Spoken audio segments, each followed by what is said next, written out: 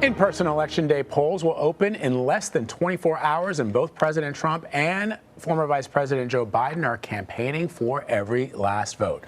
Our CBS News Battleground Tracker shows two of the top issues voters care about most are the coronavirus pandemic and the economy.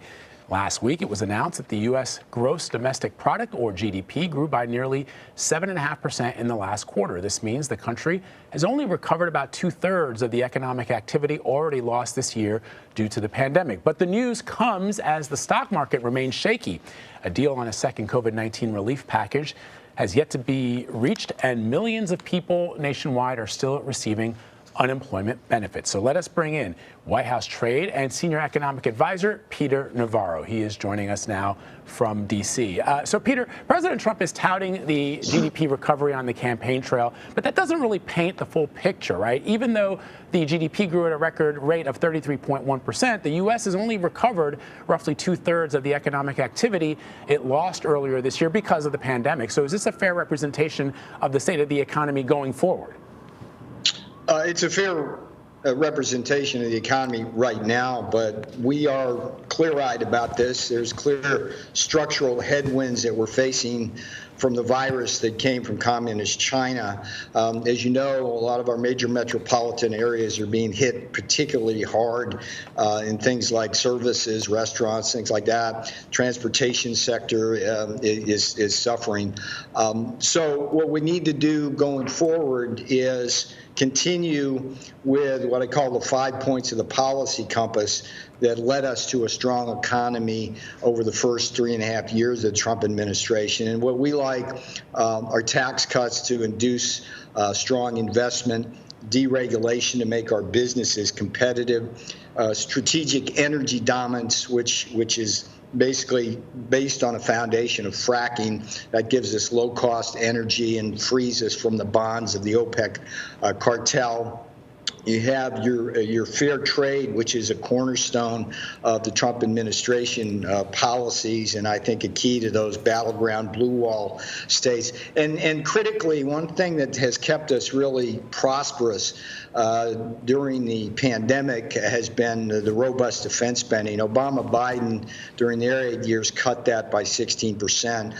We've increased it, and you can go across from Maine, Pennsylvania, Wisconsin, Michigan, Minnesota, and you can see how defense spending has really uplifted places like the Bath Iron Works or the Philly Shipyard or the General Dynamics plant in Sterling Heights or the Marinette Shipyard in Wisconsin. Or you go out to Arizona, another battleground, where Tucson's the missile capital of the world. So my point is simply that, yes, we've got some problems ahead, and I think that's why it's important to have a president in the Oval who really understands policy, business, and how to drive growth in the economy and wages going up. You know, policy, business, it's all important stuff, but there are very many people that are just struggling to get food on the table. You brought up some of the areas of concern, the retail industry, the leisure industries. There are thousands of small businesses that are shut down and will never open up, and, you know, thousands and thousands, probably millions of jobs that are just simply not coming back because those industries are now permanently changed or permanently altered. What is your message to the individuals who just want to pay their mortgage or get enough food on the table while they sit and wait for this election, or sit and wait for both Republicans and Democrats in Congress to figure out a plan to support them? What do you say to them when you're talking sort of high-level economic policy? That doesn't mean much to the everyday person. Well, I don't go with the high-level economic policy. I mean, look, historically, presidents rely on high-level macro policies. Fiscal policy, you spend more money if there's a problem with recession.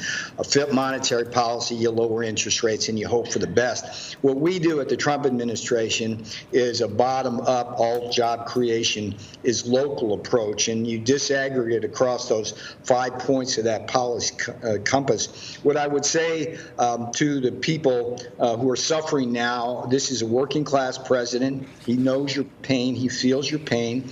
We've been struggling, as you know, leading into the election with Nancy Pelosi in the House of Representatives trying to get a Phase 4 bill. I think she made the choice not to do that in order to harm the president's electoral chances. But we're going to be past that on Tuesday.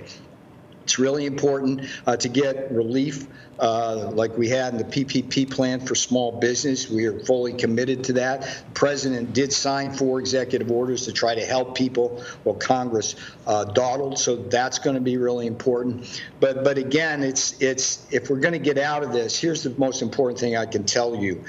We need to make more of what we buy, meaning that we need to onshore our manufacturing and supply chains if we're going to have some of those structural adjustments. And I don't accept the idea that they're permanent, but they could be lengthy as we battle the virus and we get to the other side of it with therapeutics and a vaccine. But in the meantime, in order to get prosperity, we're going to need to manufacture here, not there. And in order to do that, you need a president who's willing to tackle the cheating of places like China and who's willing to do the kinds of things that will establish manufacturing here. We added 500,000 manufacturing jobs in 3 years. Biden and Obama lost 200,000, and none of that's by accident. So what I would say to the people who are facing eviction, facing foreclosure, who are sitting on the unemployment line, it's like when you go to vote, and please vote, please choose somebody you think has a better chance of making your life prosperous. And I believe that our guy is the guy who knows how to create jobs at the local level, bring our manufacturing jobs home.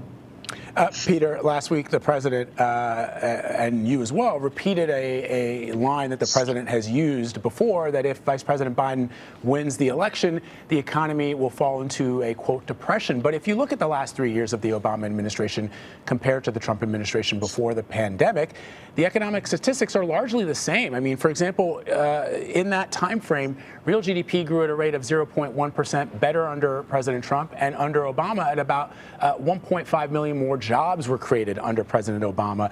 We looked at the market statistics. The president loves to talk about the stock market and frequently says the market has been strongest under his administration. But in fact, the S&P 500 grew at 44.5% under the Trump administration, and it grew at 66.1% under President Obama's administration. Much stronger market performance under President Obama than President Trump. So is it really fair to say that the economy would potentially tank under a Biden administration?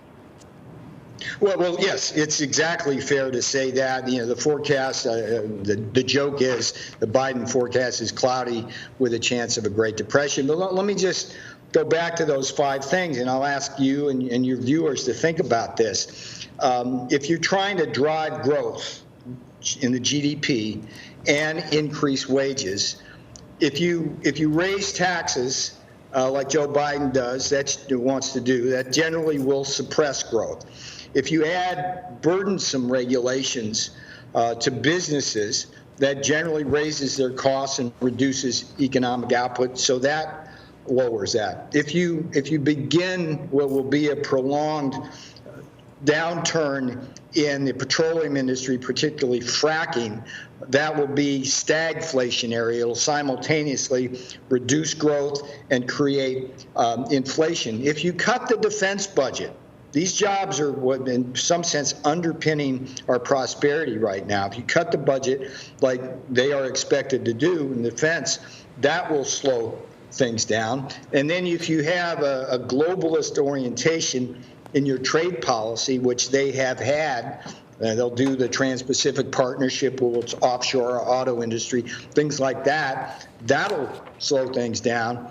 And so just on those 5 parameters, there was a reason why we in January 2020 had the lowest unemployment rates for blacks, Hispanics, Latinos, disabled women, and most importantly, for a blue-collar president, blue-collar wages were rising disproportionately. So I think it's fair.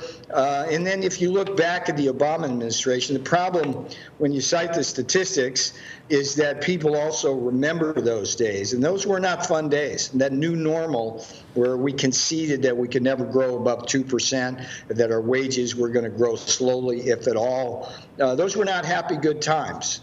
And so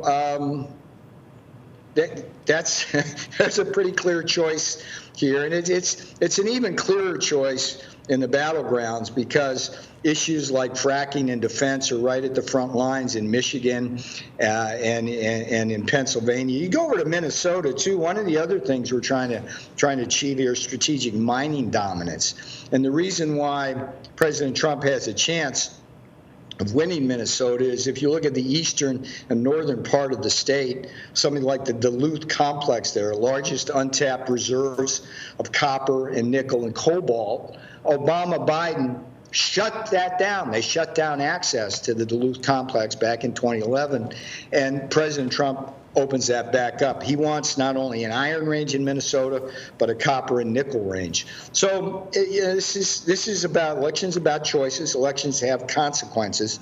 And my view is that you have a pretty clear choice across those 5 points of the policy compass. You know what you're getting with Joe Biden. You know what you're getting with President Trump.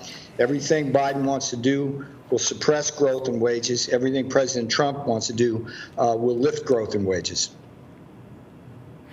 Peter, let me ask you, I know you're an economic advisor, but this country's economy can't become healthy until we are healthy, until the coronavirus is under control. And what we've been seeing across the country now is what many are calling a second surge. We have, quickly, sort of, I can find the statistics, or I can't find it now, but there, across a number of states, we're seeing coronavirus cases going up, but more importantly, hospitalizations. And so I want to ask you, because we can't turn the corner, if you will, like the president suggests, on the economy until we have this virus managed.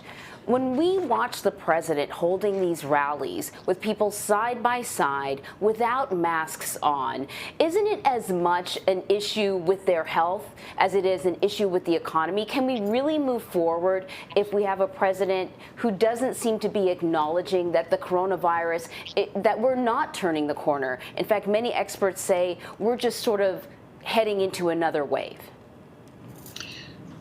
Wayne Gretzky, the famous hockey great, always said, skate to where the puck is going to be. What we have as a 4-vector attack strategy to defeat the virus, even as we implement that 5 points of the policy compass to grow the economy. So what's that 4-vector attack? And what I'm going to say to you is that going forward, that's where we turn the corner. So one of the first things we learned in the pandemic is we were desperately dependent on China and others for our personal protective equipment. So what we've done with the first vector of attack is bring a lot of that on shore, the gloves, the goggles, the masks, particularly the N95 respirators, which are critical for our frontline defenders. Number 2, we, on the testing front, first dramatically expanded production of existing technologies, but the problem we had with those is that it took a little bit too long to get results back. So over time, we've also gotten faster, quicker, and cheaper to the point where we have point-of-care tests, and we're going to continue to grow that. The third vector, and this is turning the corner type vector, is the therapeutics. The president, as you know, took both remdesivir and monoclonal antibodies, very powerful therapies. We've got convalescent plasma. There's more of that on the way. But what that effectively does is, for most people, takes death off the table and lowers the mortality rate. So that's going to be a critical parameter. And then finally, the vaccine. We are going to get that. I remember right here in this office on February 9th, I wrote a memo to the coronavirus task force and said, hey, if we start today on this 5-company horse race vaccine, it would later become Operation Warp Speed, we could have a vaccine as early as late November or December.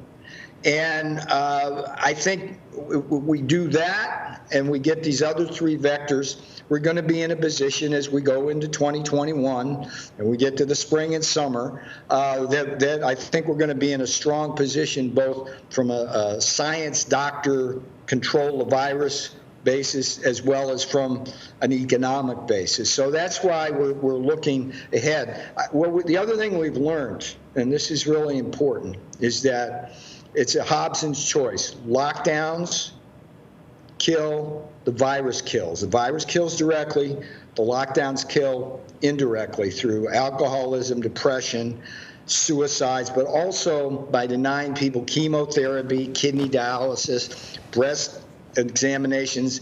And what the president is trying to do is thread that needle between a lockdown economy and an open economy.